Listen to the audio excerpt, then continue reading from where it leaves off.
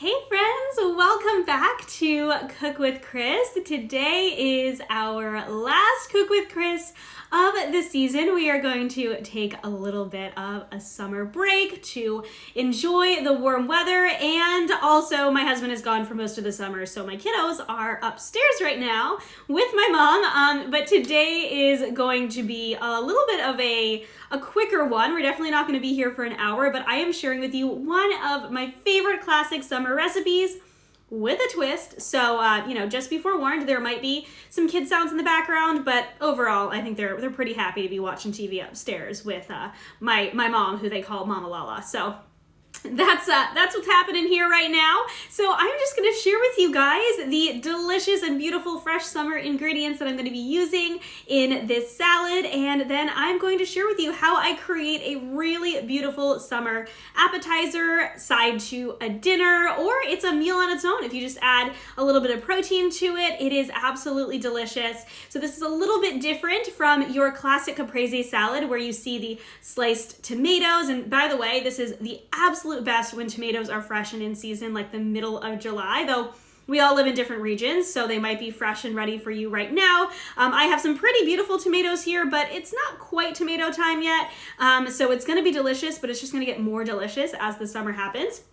Traditional Caprese is usually some sort of like Roma tomato, or those like really big, I think they're called beefsteak tomatoes, sliced really thinly with thinly sliced mozzarella, usually a whole milk mozzarella cheese, drizzled with some olive oil and with slices of basil in between. There's many different ways that you can serve it, but the way that I was served it when I was in Capri is literally just slice of tomato, slice of basil, slice of mozzarella, layered with that beautiful drizzle of a really good quality olive oil, a little bit of salt, and that's it. And that is the beauty of a Caprese salad. You're using those really fresh ingredients, and it just tastes like summer. It tastes like you are laying on the beach on an island off the coast of Italy. And Capri is absolutely the most beautiful place I've ever been to. If you ever get a chance to be anywhere near there, so if you happen to be visiting Sorrento, take the boat over to Capri. It was absolutely beautiful, and I can't wait to go back one day. But I love making a little bit of a twist on Caprese salad, so that's what I'm going to share with you guys today. This is something that I served all the time whenever I was doing any sort of summer catering. This is just, it's so easy, and it's really easy to kind of make some of it ahead and then share it with your family and friends if you're gonna have like a barbecue or a little dinner party or something like that. It is most delicious served al fresco outside if you're able to, but wherever you are, it's absolutely delicious. So what are we gonna need for this? Well, I already shared the ingredients of your classic Caprese, and this is just a little twist on your classic Caprese. So I am using, well, okay, so I was gonna say grape tomatoes, but there's actually a mix of tomatoes. These are, I think they're called like mosaic tomatoes. So I'm actually using colored tomatoes, which I love the variety in there, and it also adds a variety of texture. Any of you who have been on my lives where I've talked about the foundations of flavor, taste, texture, temperature, anytime that you can bring a little bit of a different texture in there, it adds just a little bit of interest to your dish, and it just makes it a little bit more appealing. So I have some kind of mixed colored tomatoes. You can just use plain grape tomatoes as well. And then I've got some regular grape tomatoes in there as well because I'm picky about my tomatoes, and this is the only container that looked good. So I have about 2 pints of tomatoes. I'm not sure if I'm going to use all of those. Of course, some really delicious fresh basil. Oh my gosh, you guys. Basil is probably my favorite smell in the world. I love it. And no, there is no substitute for fresh basil in this recipe. It needs to be fresh. But basil is really easy to grow in the summertime, so you can even grow it. I know actually my parents have some outside right now that I probably could have taken. And then for the mozzarella cheese, I am using my favorite mozzarella variety, which is burrata. So if you have never tried burrata cheese before, okay, burrata is mozzarella cheese that has mozzarella, it's stuffed with mozzarella that has been soaked in cream. So I'm going to show you the effect when this is in the center of the salad and you cut into the burrata. It's like cheesy cream, which doesn't sound very appealing as I say it, but it is delicious, and it makes it up levels the entire salad. It is so, so good. It's delicious on any sort of salad. I love this also on a peach caprese. It's really great with arugula because it's really creamy. And the kind of spiciness of the arugula it really complements the spiciness of the arugula, the creaminess of the cheese. So I love me some burrata, so that's what we're going to use for our mozzarella cheese. We need a good quality sea salt, just using real salt. A really good quality olive oil, if you have it. I recommend a good quality extra virgin olive oil. Now, I have no idea if you can get this one in the US. My sister brought this back to me from Italy a couple of years ago when she went with her boyfriend / one of my best friends. And I don't know, I can't even tell if you can get this one, but any sort of good quality olive oil, the kind that you would use for salad dressing, something that's flavorful, right? And by the way, just as an aside, this is a couple of years old and it still smells delicious, but if your olive oil starts smelling oily, it's probably rancid. So use your good olive oil. Don't let it sit too long. And the last thing that I love to use on top is a little bit of balsamic glaze. You can make this at home if you want to. Balsamic glaze is literally just very, very reduced balsamic vinegar. So you can take balsamic vinegar, you can put it, you have to watch it though. Just before I share this with you, you need to be there to watch it. You can use a small pan, add some balsamic vinegar in the bottom, and very slowly reduce it until it is a syrup. Some of them do also have a little bit of sugar added to them. But whatever, so you can also buy a balsamic reduction. I believe Trader Joe's has one.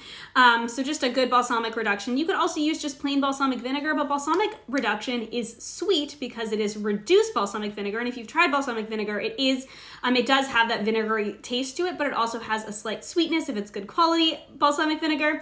My sister went to Italy. I was like, just bring me back oil and vinegar. Like that would be the best ever. And she did because she's awesome. This one is not directly from Italy, but some sort of balsamic glaze or a good quality balsamic is essential for this recipe. So now that I have waxed poetic about the ingredients for 10 minutes, let's go ahead and let's make this salad. So like I said, this is a twist on your classic caprese. So it's a little bit different than what you would get if you're just ordering a classic caprese. So what I'm going to do is I am going to slice my tomatoes in half. Now I like to slice my tomatoes actually so you can see this. In half lengthwise, okay? And when you slice tomatoes, by the way, this is a vegetable knife. The brand is Global, which is my favorite brand. They don't pay me or anything. I've just used them for a decade, so I really like them. They're very lightweight. It's a very sharp knife. If you do not have a very sharp knife, then I recommend using a serrated knife, something so that when you slice through a tomato, that's actually a good way to tell if your knife is sharp enough, and my knife actually could use a sharpening again. It should be able to cut through tomatoes without squishing them at all, okay? So if you're trying to cut through the tomato, and see, this tomato's a little bit squishy, but if you're trying to cut through the tomato, and unless it's kind of a squishier tomato, and it kind of squishes it down, you're gonna bruise that tomato. We don't want bruised tomatoes. They're just gonna squish everywhere. We want beautiful and just nicely sliced tomatoes. So you're just gonna go ahead and you're gonna slice them in half with the sharpest knife you've got or a serrated knife. And by the way, when you use a serrated knife, you're using it exactly the same as you're using any other knife. You don't need to saw it. It's not actually a saw. You're just going to slice it through. And I slice them through lengthwise because not widthwise, that is how I learned to in culinary school. So lengthwise instead of widthwise. I believe it keeps the seeds intact, but I can't remember why other than I learned it, and that's what I've been doing for the last 10 years. That one's a little bit squishy. Oh no, it's not quite tomato season yet, like I said, but we're getting there. So get the most beautiful tomatoes that you can get wherever you are. I do find that Trader Joe's tends to have pretty good tomatoes most of the time. I mean, it also depends on what time of the year we're talking, but it's getting into summer and we're getting ready for summer barbecues. It's Memorial Day this weekend. I know that we are hopefully going to do a barbecue with a few family members as long as the weather holds out for us. So I'm just gonna do a few more of these. Like I mentioned at the beginning, I'm using these colored tomatoes just because I think they're beautiful. Oops, see, that one's squishy. And they add a little bit of extra texture, and they do have a little bit of a different flavor, I find, as well. So you want your tomatoes to be the same size, no matter how you're slicing your tomatoes. no matter what sort of salad you are making, this is something I always like to remind people, and a lot of people don't realize the importance of this. Whenever you're creating a salad, you want to make sure that the ingredients are close to the same size, because when you're going to go and eat the salad, right? Unless it's something like the cheese where you can just slice off a piece of the cheese and eat it with the tomatoes. When you go to eat a salad, it's really hard to eat a salad that has like, those, when people will put like the entire pepper ring on top of the salad. And you're like, how am I supposed to eat this? It just makes it more difficult. It's much more appealing for your mouth, for your taste buds, to have things about the same size. You can get more of the different ingredients in one bite, and that's going to add to the flavor. Little things like making sure your ingredients are bite-sized and they're all the same size make a huge difference when it comes to flavor. So try it. All right, most of my tomatoes are cut up here, and so I'm going to go ahead. The ones that are left in here are like really teeny tiny. And then I have my one squishy tomato. Wah, wah. All right, I've got my tomatoes, and here is how I'm going to make this twist on a caprese salad. So I'm just tossing them very gently. You want to be really, really gentle with your tomatoes, okay? You know what? Actually, I'm going to do this first. Sorry, psych. I'm going to grab a paper towel. I know, I say things like that and people are like, how old are you? My birthday's this summer. Okay, so I'm gonna grab my basil, and we talked about this a couple weeks ago, but I'm gonna do a little chiffonade.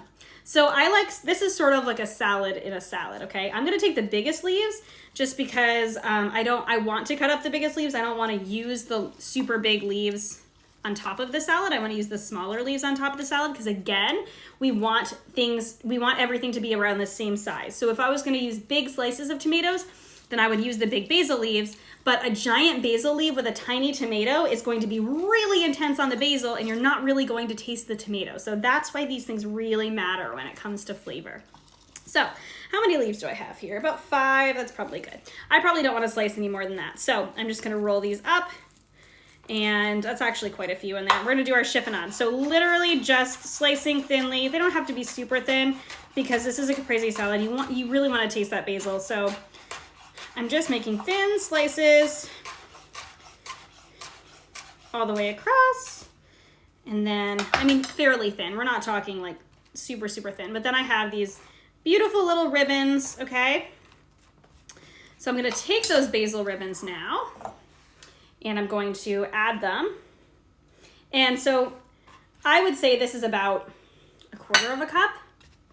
I don't measure with this. So there will be a recipe after, but it's mostly gonna be instructions. This is not a recipe per se, more of a method, and you guys can take it and you can run with it and make it your own. Okay, so we're gonna take that really good quality olive oil, your favorite olive oil, and we're gonna give it a good drizzle on top of the basil and the tomatoes.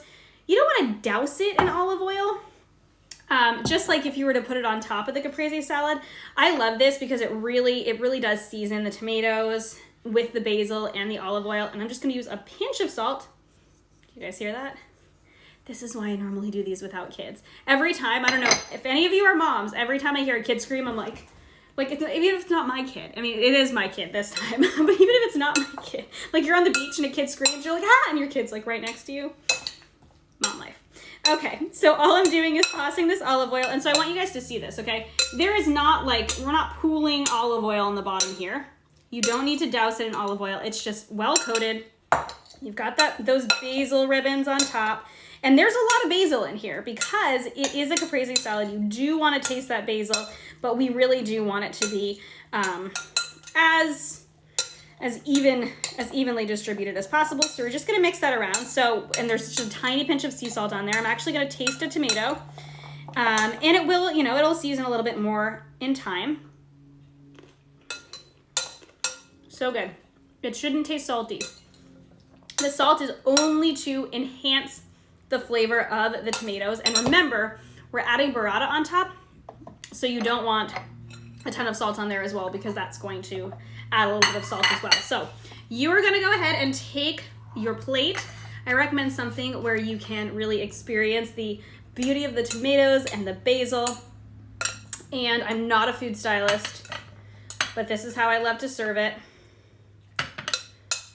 I am going to put my tomato basil mixture. This is probably a little bit more than I would put on a plate. In the center, okay? And because you've mixed it up and everything's evenly distributed, I am just going to just lightly press it down because we don't want there to be, I'm taking a couple out. We don't want there to be so many that you're only getting tomatoes for most of the salad, but you're creating like this beautiful bed, okay, for your burrata cheese. Now, you can do this either way, but I like the burrata on top, and I need to grab my pepper. I like a little bit of pepper on top, just a little bit. I don't like the balsamic directly on the burrata. If you want the balsamic on the burrata, then you can do that. But I like to take the balsamic and just give it the reduced balsamic, a little drizzle. See how thick that is? On top of the tomatoes. Okay, we're not going crazy, right?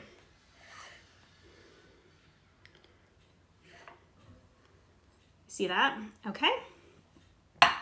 And then we're gonna take our burrata cheese. So this is how the burrata comes.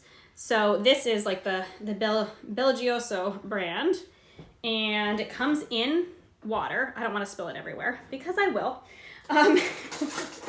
One of my favorite things with doing these Cook with Chris's is like, it is just like you were in a cooking class with me. I am spilling things, I am dropping things. I burned almonds once. It's real life, you guys. Never claim to be perfect. I just know flavors. All right, so we are just taking one of those burratas. Actually, you can't see this, sorry. We are taking one of these burrata balls, and this makes like one serving probably for 2 people. But you know, I have some extra tomatoes there too, so it might serve 3 or 4 as a side. So I'm taking one of these burrata balls and I'm just taking it out of the liquid, and you want to keep it in the liquid until you're ready to serve, to keep it nice and moist. And my Instagram's like, why are you moving so much?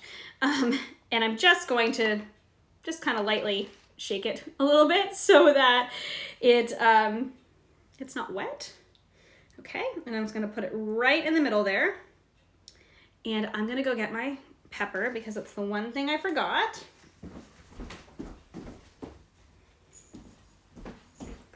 Freshly cracked pepper, your only option. If you don't have any, please don't use pepper. Because I don't actually love or ever use finely ground pepper, or I shouldn't say ever, I rarely use finely ground pepper because it is so overpowering. It's unnecessary in most recipes, unless pepper is like one of the main ingredients. So I like to go ahead and just, if you haven't used it in a while, to just grate the first couple of grates on, like, this is my cutting board over here, just to get any of those big pieces out. And then I'm just going to very lightly grate on a little tiny bit of pepper on top of that burrata cheese. Okay. I know this looks super simple, okay? This is one of the best salads you're gonna eat all summer. I promise you that. I mean, if you hate mozzarella and tomatoes, then probably not. But if you love all of these ingredients, especially in the heat of the summer when they are fresh and robust in flavor, it is so good, you guys. Okay, you guys wanna see what the inside of burrata looks like? Let's see how this one is. I haven't tried this specific brand. We're gonna get a good knife. Okay, and we're just going to, I don't need a big one. We can use a little one. We can use a paring knife. There we go. So I'm gonna go ahead and I'm just gonna slice into it, and you guys can see why this cheese is so amazing. Watch, it's gonna be like the poached egg that doesn't work. Okay.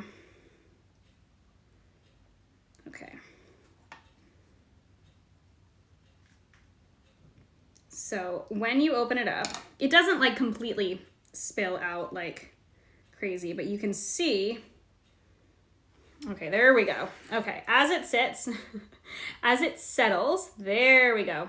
Okay, as it settles in the middle of the tomatoes, let's see if you guys can see right there. You can see the cream starts to come out.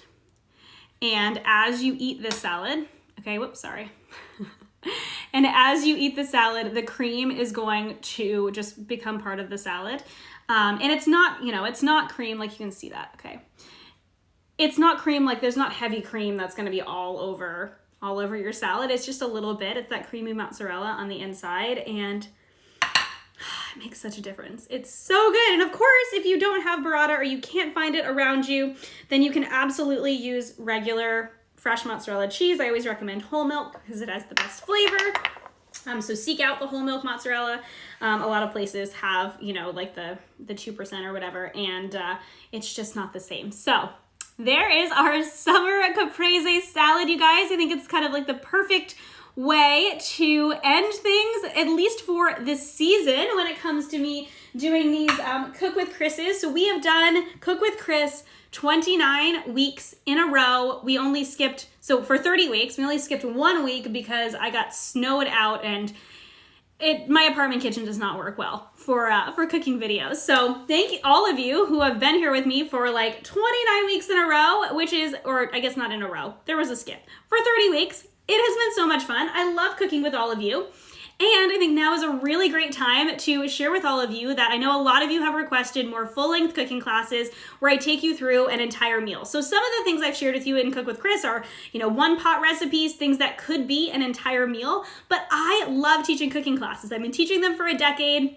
And I love teaching them in person, and actually I've really only taught them in person other than these Cook with Kris's or the lives that I've done over the last year and a half or so. And we love doing some sort of like an appetizer or a salad, and then a main, and then usually some sort of a cocktail or a dessert, something like that. Simple desserts, because I'm not the baker in my family. But we are going to be doing full-length cooking classes coming up in the fall. And when I say we, I mean me and all of you. We're going to be doing full-length cooking classes in the fall. I'm still going to be doing some Cook with Kris's as well. But I would love for you guys to head to my stories in just a little bit. After this video, I'm going to put up a survey for what kind of classes you guys would love to learn about. So these are going to be kind of like these Cook with Kris's, but I'm going to be on Zoom so you guys can interact with me. Or not, you can just watch along, and you're gonna be able to access them later as well. If you happen to not be able to make it live, I'm gonna be sending you the recipes ahead of time, so you're gonna be able to cook right along with me. So if you have questions about how do I, you know, does this look right? How do I chop this? You know, am I doing this correctly? I can actually share that with you, and I can actually help you along your way as you are learning how to be a better cook. I'm gonna share a ton more recipes that I haven't been able to here because we really only have an hour. Instagram cuts me off after an hour, so these classes are gonna be an hour and a half, just like my in-person classes. And so I'm so excited to share that with you guys. Those are gonna be coming up in August/September, so if you guys are interested in that, I would love for you guys to head to my stories and kind of answer my survey. Let me know what you want to learn more about. And if you happen to be watching this later and the survey isn't up in my stories anymore, you can head to, oh my gosh, yeah, healthymamachris.com/classes. I'm like, what is the website? healthymamachris.com/classes. The link is also in my bio under cooking classes. So if you click the link, you can click cooking classes, you can get on the wait list. The wait list doesn't, you know, it doesn't mean you're like committing to joining every single one of my cooking classes. There's gonna be an option to like a monthly membership option. There's also gonna be individual classes if you just wanna take once in a while available. And, you know, as well as these Instagram classes that are a little bit shorter as well. So just get on the list. So if you're interested in it, then you'll be on that specific list. So when I have more information to share with you guys about how you guys can join any of those, I'll be able to share those with you guys. So I'm so excited about it. So I can't wait to share those with you guys. I can't wait to share more of these Cook with Kris's at the end of the summer, once our summer settles down a little bit. And I hope you guys all have a beautiful summer, a delicious summer. I'm still gonna be sharing a ton of recipes with you guys over here on Instagram. Of course, just not live. And I think that's what I've got for you guys today. I hope you will go ahead. I will share the instructions for this recipe in my stories after, as I always do. It's not, like I said, necessarily a recipe. It's more of a method. I hope you guys will try it. If you do try any of my recipes, please tag me in them. I would love to see you make them. I get so excited whenever you guys make any of my recipes or any of the things I share on A Cook with Kris. So I hope you guys enjoyed this. Oh, speaking of recipes, the last thing I wanted to mention to you guys, for any of you guys who haven't gotten Balance in a Bowl yet, this is my book baby. I came out with this about a month ago, and it's still on sale through the end of the month, okay? So the ebook version is on sale for $12.99, and you can get this version, the printed version, until June 1st, and then it's not going to be available anymore just because they're crazy expensive to print, but it is fun to have the in-person kind of version as well. So the link to both of those is in my bio as well. So, and it's, by the way, Balance in a Bowl is a really unique cookbook in that it's not just a bunch of, there's over 60 recipes in the book. There's a ton of recipes, but the recipes, most of the recipes are in the front of the book. Most of the recipes are for the actual ingredients within the bowl. So you'll learn how to make rice a bunch of different ways that are super flavorful. You will learn how to make perfect seared salmon, honey seared salmon, honey Dijon salmon. Hello, I wrote the recipes, I swear. A bunch of different protein options, a bunch of different chicken marinades, a bunch of different veggie options, a ton of sauces, like 12 different sauces. And then the bowl recipes that are in here utilize all the recipes in the beginning of the book. So once you start finding the recipes you love, you can either follow the recipes within the book or the bowls within the book, the bowl examples, or you can make your own. You can mix and match. It is the easiest weeknight dinner option. I love it so much. So I just wanted to share that with you guys before I hop off today, because I'm not going to be live again with you guys for probably 2 months. So I'm going to miss seeing you guys I guess I don't get to see you guys, but I'm going to miss, all your comments and seeing you guys here on Thursdays. But I promise you do not want kids screaming around me this entire summer. So I will see you guys again live in August. But you guys can always find me on Instagram stories. I'll still be sharing with you guys over there. So I hope you guys all have a beautiful rest of your Thursday, a beautiful summer, and I will check in with you guys soon. Head to my stories to check out this recipe and to let me know what you guys want to see in full-length cooking classes in the fall. Bye, guys.